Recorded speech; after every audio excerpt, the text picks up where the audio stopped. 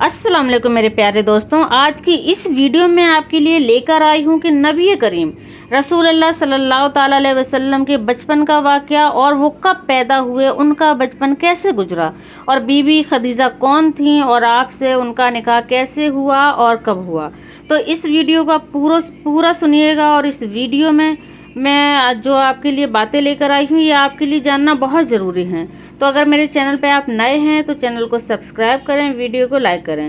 تو یہ آخری نبی حضرت محمد رسول اللہ صلی اللہ تعالیٰ علیہ وسلم کا یہ بہت ہی خوبصورت واقعہ ہے، تو اس کو پورا غور سے سنیے گا اور محسوس کیجیے گا۔ نبیوں کے سلسلے کے آخری کڑی حضرت محمد رسول اللہ صلی اللہ تعالیٰ علیہ وسلم ہے، جو مکہ شہر میں 12 ربیع الاول مطابق 20 اپریل سن 571 عیسوی کو پیدا ہوئے۔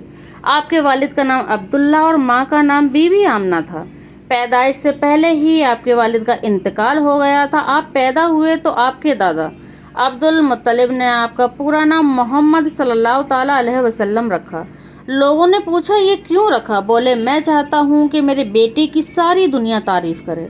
اللہ نے ان کی تمنا پوری کی۔ اس زمانے میں عرب کا یہ رواج تھا کہ شہر کے بڑے لوگ اپنے بچوں کو دودھ پلوانے اور پلنے بڑھنے کے لیے دیہات میں بھیج دیتے تھے، تاکہ وہاں کی کھلی ہوا میں رہ کر خوب موٹے تازے ہو جائیں۔ اس زمانے میں عرب کے دیہات کی زبان شہروں سے زیادہ صاف اور ستھری اور روزدار ہوتی تھی۔ دیہات میں رہ کر بچوں کی زبان خوب اچھی ہو جاتی تھی۔ پیاری نبی کو بھی اس رواج کے مطابق حلیمہ نام کی ایک دائی کو سونپ دیا گیا۔ دائی حلیمہ جس قبیلے کی تھی اس کا نام بنی سعد تھا، اس لیے ان کو حلیمہ شادیہ کہتے تھے۔ آپ کی ماں نے بھی آپ کو دودھ پلایا اور عورتوں نے بھی، مگر سب سے زیادہ دنوں تک دائی حلیمہ نے آپ کو دودھ پلایا۔ آپ حلیمہ سعدیہ کے پاس لگ بھگ 4 سال رہے۔ آپ حلیمہ اور ان کے بچوں کو بہت چاہتے تھے۔ نبی ہوئے تو حلیمہ، ان کے شوہر اور بچے سب کچھ مسلمان ہو گئے۔ 4 سال کی عمر سے ماں کے پاس رہنے لگے۔ میں جب آپ 6 سال کے تھے وہ آپ کو ساتھ لے کر مدینہ گئیں۔ وہاں سے واپسی میں بیمار پڑیں اور ان کا انتقال ہو گیا۔ مکہ اور مدینہ کے راستے میں ابا نام کی ایک جگہ ہے، وہیں دفن ہوئیں اور آپ یتیم ہو گئے۔ ایمن آپ کی کھلائی تھی، وہاں سے آپ کو دادا میاں کے پاس لائیں۔ ان کو بہت دکھ ہوا، پر کیا کرتے، مرنا جینا خدا کے ہاتھ میں ہے، مرنا سب کو ہے۔ آئی ہوئی گھڑی کو کون ٹال سکتا ہے؟ بڑے ہونے پر ایک بار پیارے نبی ابا سے گزرے۔ ماں کی قبر دیکھ کر آپ کا دل بھر آیا۔ آپ کی آنکھوں میں آنسو دیکھ کر ساتھی بھی رونے لگے۔ دادا عبد المطلب آپ کو بہت پیار کرتے تھے۔ کعبے کی چھاؤں میں ان کے لیے فرش بچھایا جاتا، اس پر اکیلے وہی بیٹھتے، کسی دوسرے کو اجازت نہ تھی۔ پیارے نبی چھوٹے تھے، آ کر اس پر بیٹھ جاتے، لوگ چاہتے کہ اٹھا کر الگ بٹھا دیں۔ عبد المطلب روک دیتے، کہتے بیٹھنے دو، پھر سر اور پیٹھ پر ہاتھ کرتے ہوئے پاس ہی بٹھا لیتے۔ 8 سال کے تھے کہ عبد المطلب کا انتقال ہو گیا۔ یہ مکے کی بات ہے۔ مرتے وقت انہوں نے آپ کے چچا ابو طالب کو سونپا، وہ آپ کے سگے چچا تھے۔ ایک ماں سے 3 بھائی ابو طالب، زبیر اور پیارے نبی کے والد عبداللہ تھے۔ چچا ابو طالب بہت تنگ حال تھے، ان کے اپنے بھی بہت سے بچے تھے، پھر بھی وہ اپنے اچھے بھتیجے پیارے نبی رسول اللہ صلی اللہ تعالیٰ علیہ وسلم کو بہت پیار کرتے تھے۔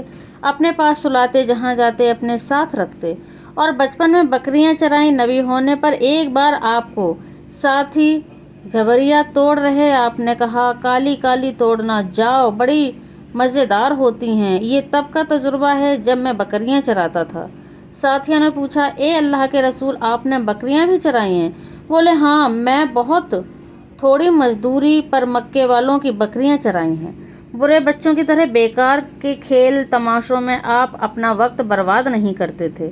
ایسے کسی جلسے یا سبھا میں جانا آپ کو پسند نہ تھا، وہاں بے شرمی اور پھوہڑ پن کا ذکر ہو۔ 15 سال کے تھے آپ۔ بی بی خدیجہ ایک بڑی امیر عورت تھیں، لوگ ان کی بڑی عزت کیا کرتے تھے۔ ان کا بڑا بیاپار تھا، آپ نے روپے سے لوگوں کو تجارتی سفر پر بھیجتی، منافع میں ان کو بھی ساجی بناتی۔ پیارے نبی کی سچائی کی مکے میں بڑی چرچا تھی، لوگ آپ کو امین کہہ کر پکارتے تھے۔ آپ کی سچائی اور ایمانداری کی چرچا سنی تو بی بی خدیجہ نے خواہش کی کہ آپ ان کا تجارتی مال لے کر سفر کریں۔ 25 سال کے تھے جب آپ بی بی خدیجہ کی غلام میسرہ کے ساتھ شام کے سفر پر روانہ ہوئے۔ آپ نے ایسی محنت، سوجھ بوجھ اور ایمانداری سے کام کیا کہ پہلے سے کہیں زیادہ منافع ہوا۔ بی بی خدیجہ پر اس کا بڑا اثر پڑا، وہ بہت خوش ہوئیں، جتنا طے ہوا تھا اس سے زیادہ آپ کو دیا۔ شام کے سفر سے لوٹے میسرہ نے آپ کی ایمانداری، کاروبار میں ہوشیاری، سچائی، ہر ایک کے ساتھ ہمدردی، پریم اور انسانیت کا آنکھوں دیکھا حال بیان کیا۔ بی بی خدیجہ نے نکاح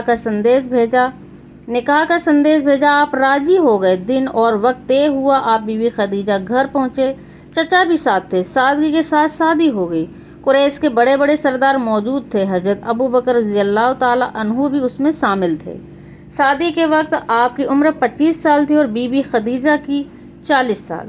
ان کی 2 شادیاں پہلے بھی ہو چکی تھیں، دونوں شوہر مر چکے تھے۔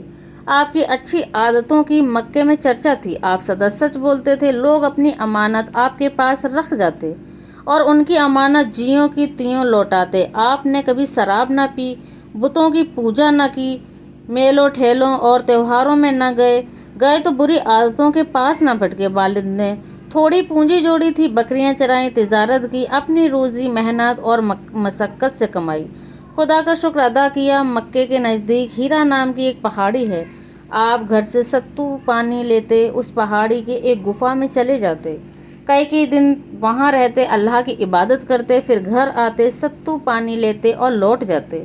ایک دن اسی گفا میں تھے، اللہ نے اپنا فرشتہ بھیجا، اس فرشتے کا نام جبرائیل ہے۔ جبرائیل علیہ السلام کا سندیش لائے۔ یہ سندیشہ کیا تھا؟ اللہ کا کلام۔ رمضان کی 17 تاریخ تھی، انگریزی حساب سے 6 اگست سن 610 عیسوی۔ آپ کی عمر اس وقت 40 سال کی تھی۔ پہلے وہ سورہ اتری جس کا پہلا لفظ اقرا ہے اور جس کا نام سورہ فلق ہے۔ قرآن پاک کیا ہے؟ ایک روشنی تھی، سیدھا راستہ دکھانے کے لیے، اچھائی برائی پہچاننے کے لیے، دنیا کے سدھار کا سامان کرنے کے لیے، انسانوں کو زندگی گزارنے کا پورا قانون دینے کے لیے۔ اس طرح آپ کو نبوت ملی، آپ بھٹکے ہوئے کو راہ دکھانے لگے، اندھیرے میں اجالا پھیلانے لگے۔ یہ اجالا گھر والوں کے لیے بھی تھا، باہر والوں کے لیے بھی، اپنے خاندان، اپنے ہی دیش نہیں، سارے سنسار کے لیے تھا، سب انسانوں کے لیے تھا۔ اس وقت اللہ کا سندیش پہنچانا آسان نہ تھا۔ اس طرح آپ 3 سال خاص لوگوں کو سمجھاتے رہے۔ پہلے گھر والوں کو سمجھایا جن سے کچھ لگاؤ تھا، ان تک اللہ کا پیغام پہنچایا۔ جن کو دیکھا نیکی بھلائی کی کھوج میں ہیں، ان کو منزل کا نشان بتلایا۔ ان کوششوں سے تھوڑے سے لوگ مسلمان ہوئے جو پہاڑ کی کسی گھاٹی میں جمع ہوتے، نماز پڑھتے، اللہ کی عبادت کرتے، دین کی چرچا کرتے۔ کچھ دنوں کے بعد اکرم کے گھر جمع ہونے لگے، وہیں نماز پڑھتے، دین کی باتیں کرتے۔ یہ گھر صفا پہاڑ کی تلی میں تھا۔ آپ لوگوں کو سمجھاتے رہے، الگ الگ ایک سے ملتے اور کہتے عبادت کے لائق صرف اللہ ہے، دل سے اس کو مانو، زبان سے اس کو مالک ہونے کا اقرار کرو۔ کافر ہر گھڑی اسی فکر میں رہتے ہیں کہ مسلمانوں کو کیسے ستائیں، بہت دکھ دیتے، پھر بھی جی نہ بھرتا، لیکن دین دھیرے دھیرے پھیلتا رہا، کام آگے بڑھتا گیا اور مسلمانوں کی تعداد 40 ہو گئی۔ 40ویں حضرت عمر رضی اللہ تعالیٰ عنہ تھے۔ اس وقت اللہ کا سندیش پہنچانا آسان نہ تھا، مسلمان ہونا تمام لوگوں سے دشمنی مول لینا تھا۔ مکہ بت پوجنے والوں کو گڑھ تھا، کعبے کے مجاوروں اور مورتیوں کی حفاظت کرنے والوں کا مرکز تھا۔ سارا عرب ان کی عزت کرتا تھا، ان کو بہت مانتا تھا۔ پیارے رسول نے ان لوگوں سے بات چیت کی جن میں دھرم سے کچھ دلچسپی پائی، جنہیں دیکھا حق کی کھوج میں ہے۔ عورتوں میں سب سے پہلے بی بی خدیجہ، مردوں میں حضرت ابو بکر، لڑکوں میں حضرت علی اور غلاموں میں حضرت زید بن حارثہ رضی اللہ تعالیٰ عنہ نے اسلام قبول کیا اور مسلمان ہوئے۔ آپ اللہ کا دین اب تک ایک آدمی کے پاس الگ الگ پہنچاتے تھے۔ ایک دن آپ صفا پہاڑ پر چڑھ گئے، وہاں سے پکارا، اے غالب کی سنتان! لوگ دوڑ پڑے، پوچھا کیا ہے؟ آپ نے کہا، تم لوگ مجھے سچا سمجھتے ہو یا جھوٹا؟ سب نے ایک ساتھ جواب دیا، آپ سچے ہیں، ایماندار ہیں تو ہم آپ کو صادق، سدا سچ بولنے والا اور امین، جو امانت میں خیانت نہ کرے، کہتے ہیں۔ آپ نے کہا، دیکھو میں اونچائی پر ہوں، दूसरी ओर भी देखता हूँ तुम पहाड़ की तली में हो, तुमको दूसरी ओर की खबर नहीं। अगर मैं तुमसे कहूँ कि एक फौज सफा पहाड़ के पीछे तुम्हारी ताक में है तो तुम यकीन करोगे? सब एक साथ बोले, हाँ क्यों नहीं, ज़रूर। तुम सच्चे हो, तुम कभी झूठ नहीं बोलते। आपने कहा, तो फिर मैं ही तुमको बताता हूँ कि आने वाले भारी अजाब से डरो।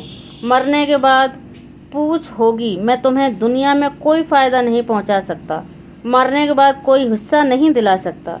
मरने के बाद और इस ज़िंदगी में छुटकारे की एक ही राह है।